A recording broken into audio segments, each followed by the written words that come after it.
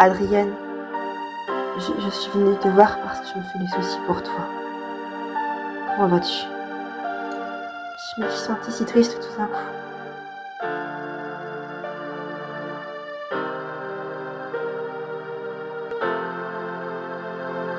Je crois que mon recours m'a vraiment oublié.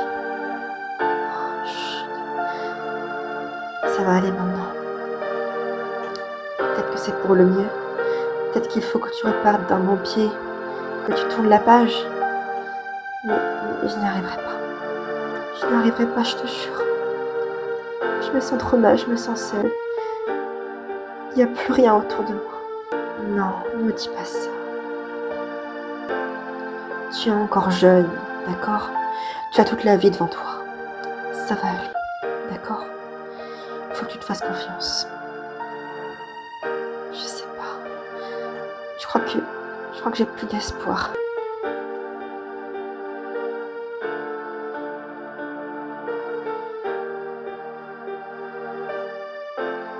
Bien.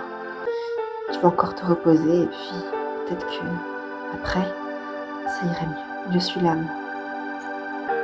Non, tu n'es pas là. Tu n'es pas là. Tu, tu sais pas.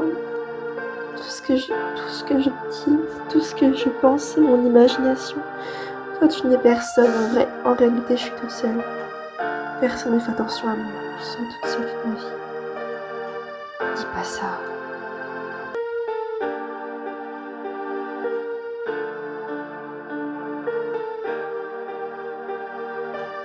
On sera toujours deux sœurs. Ça semble irréel ce que tu dis. Laisse-moi tranquille maintenant. D'accord.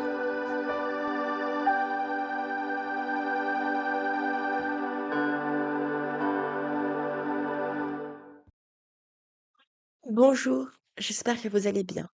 Aujourd'hui, je vais vous faire une vidéo qui ne va pas se consacrer à la lecture d'un extrait ou d'une biographie, mais simplement pour vous parler de mon avis sur le livre Adrienne Mesura de Julien Green. J'ai fait déjà une vidéo sur sa biographie et une vidéo sur la lecture d'un extrait, accompagnée d'une petite animation. Et là, dernièrement, juste avant cette présentation, vous avez vu une petite animation que j'ai faite. J'espère qu'elle vous a plu et en fait, ça illustre l'avis que j'ai sur ce livre qui est positif, parce que ce livre m'a procuré beaucoup, d'émotions profondes et je pense qu'il c'était important que j'en parle avec vous parce que c'est pas souvent que je lis des livres que je lis en même temps de La Garde à Michard et peut-être que puisque je lis de plus en plus, et ben, ces moments arriveront de plus en plus souvent. Heu, Adrienne Mesura, c'est un roman, de, Julien Green, qui parle, d'une jeune fille qui est complètement, perdue dans sa vie quotidienne et qui n'a plus aucun intérêt pour quoi que ce soit, parce qu'elle est au service de son père qui est malade et sa sœur la traite, comme une servante et au final, elle a perdu sa dignité, elle n'a plus aucune dignité dans la maison. Et elle erre un peu toute seule, et elle n'a plus de liberté. Et pour moi, c'est un sujet qu'on devrait plus parler. À chaque fois, des choses qui me plaisent, ce sont les sujets, auxquels on peut s'identifier, auxquels, on peut, relier nos expériences par rapport à celles-ci et ça nous permet de mieux comprendre et mieux agir dans notre vie réelle. Parce que c'est un peu à ça que sert la littérature, c'est une forme de leçon de vie, de d'éducation morale. Alors là, la moralité, elle était pas facile à trouver, mais je pense que, en tout cas, c'est mon point de vue personnel, dans le livre, Adrienne Mesura, doit s'émanciper de sa famille parce qu'elle est constamment prisonnière des autres et elle n'a plus aucune liberté et donc le but, c'est, de s'émanciper, de se libérer, de s'affranchir. Et cet affranchissement, elle va le faire de manière un peu, illégale parce que, en effet, elle pousse malencontreusement ou pas, peut-être que c'est vraiment, consciemment. C'est un dilemme qui reste encore, la question reste entière. On ne sait Elle pousse son père dans les escaliers et celui-ci meurt. Alors on ne sait pas si elle est consciente ou pas, hein, dans le livre de la Gardie Michard, c'est marqué qu'elle était à demi consciente. Donc au final, la question c'est, est-ce qu'elle était vraiment consciente? Est-ce qu'elle avait envie de le faire? Ou alors est-ce que c'était plutôt un acte manqué qui était dans son inconscient? Mais dans tous les cas, c'est un acte qui montre, qu'au fond, elle n'en pouvait plus de son père et qu'elle voulait s'en débarrasser. Et d'une manière ou d'une autre, elle a voulu le faire, consciemment ou inconsciemment, mais cette envie, elle est là, elle était présente en elle, qu'elle soit révélée ou pas. Et donc cet acte, qu'est-ce qu'il nous apporte? Alors il peut nous choquer forcément, mais il nous rend mal. Il rend mal le lecteur. En tout cas, moi, il m'a rendu mal. Alors déjà, l'acte de pousser son père dans les escaliers, c'est pas normal et puis ça fait peur. Mais ensuite, moi, ce qui m'a rendu mal, c'est pour Adrienne, parce qu'elle s'est sentie profondément coupable et plusieurs jours après, cette pensée de culpabilité n'a pas pu la quitter. Elle l'a hantée et donc elle était comme possédée, hein, par cette culpabilité et elle pensait qu'en le tuant, elle serait plus libre. Mais en fait non, elle est encore plus prisonnière qu'avant. Et donc, c'est pour ça qu'elle va essayer de sortir de sa zone de confort, de cette complaisance, dans, cet accablement, dans cette tristesse qu'on lui a affligée. Et donc, elle va essayer de partir, de faire des fugues ailleurs, d'autant plus que sa sœur, ne veut plus la voir et coupe les ponts avec elle. Et et tous ces événements, ça montre que son son mal-être ne va jamais être solutionné. Voilà.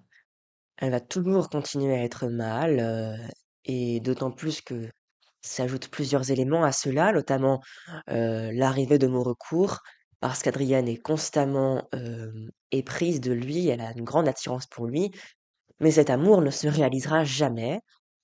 Et aussi l'arrivée d'un personnage assez complexe, Madame Legras, qui va l'intriguer et qui va beaucoup l'attirer, mais qui, on va voir, va la trahir. Je ne vous en dis pas plus. Donc voilà, c'est un roman qui est loin d'être connu, hein, il est assez, sous-coté, mais c'est une des plus grandes œuvres de Julien Green. Je vous précise que je n'ai pas lu d'autres œuvres de lui, hein. Voilà, à chaque fois je dis que je suis un grand littéraire et que je lis plein de livres et cetera. Vous devez penser ça avec tous les livres et les extraits que je lis. Vous pensez que j'ai beaucoup de connaissances. En réalité, pas tant que ça, hein, parce que tout ce que je lis, c'est sur une encyclopédie, je ne l'invente pas. Et donc, ça vient pas de ma réflexion, ça vient du livre. Et, et donc, je n'ai pas tant lu de livres que ça. Bien sûr, pour devenir professeur de français, il faut de plus en plus lire, donc ma culture va se développer petit à petit.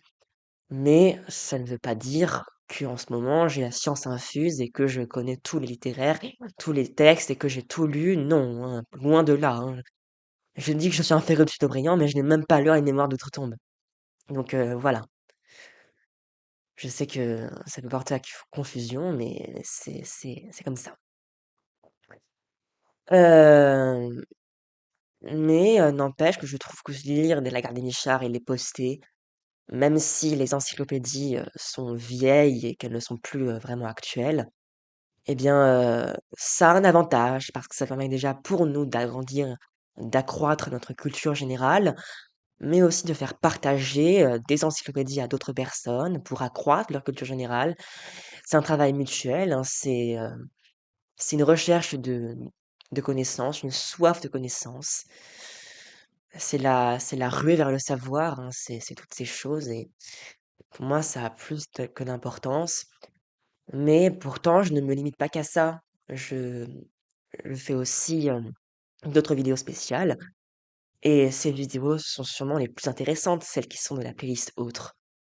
Ce sont des vidéos qui se distinguent des autres et qui montrent que je peux avoir des avis personnels et non pas toujours lire des encyclopédies de manière, juste les réciter et sans émotion et sans aucune personnalité. C'est ce que je fais, mais pas toujours. Donc tout ça pour dire que ce livre, il faut que vous le lisiez si jamais vous êtes dans une situation similaire. Ça vous permettra de vous identifier, et de vous dire que vous n'êtes pas les seuls, même si c'est qu'un livre et que c'est fictif, bien sûr.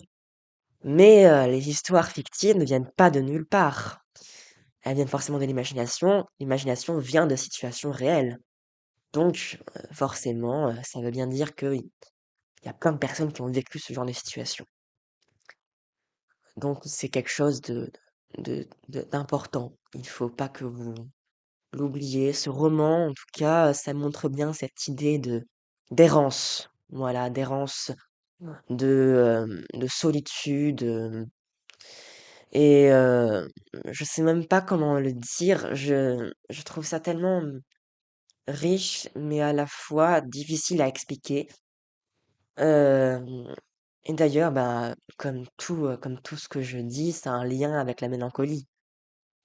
Ça a un lien profond avec la mélancolie, ça montre, cette idée de lassitude par rapport au quotidien, cette idée de tristesse, d'accablement, donc voilà. Et bah, j'espère que, voilà, c'était tout pour moi et j'espère que, cette vidéo, vous aura, plu. Je ferai bien sûr d'autres avis, hein, sur d'autres livres que j'ai lus, sûrement sur Madame Bovary parce que, c'est un livre que j'ai adoré et qui a beaucoup de liens avec ma théorie sur la mélancolie et bah, j'en parlerai sûrement, plus tard vers septembre quand on aura terminé de lire le livre, et bien sûr sur d'autres livres qui arriveront plus tard, je ne vous en dis pas plus et je vous souhaite, de très bonnes vacances d'été, un très bel été avant de reprendre, cette nouvelle année qui s'annonce.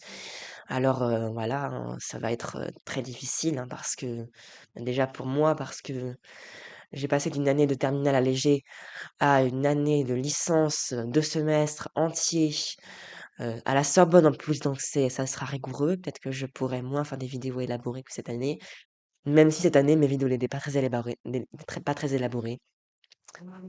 Mais bon, hein, vous allez voir, mais je vais essayer de faire de mon mieux et je vous fais de gros bisous et je vous dis à très bientôt. Au revoir.